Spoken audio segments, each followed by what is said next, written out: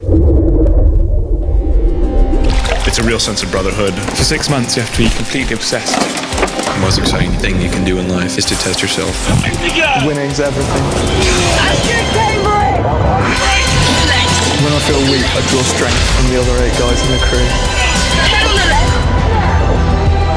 All you can feel is the pain. To win it means to do something extraordinary with your life. They think they're moving.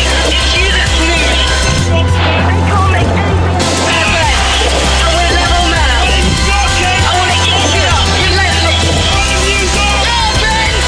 River. All of us pushing towards a common goal. In the kitchen. You try and block out the crowd. Proud to be you, boy. If we win, we'll be friends for life. And if we lose, we'll probably drift apart. Taking part in the beret is an honour. Lie down. But to win it means everything.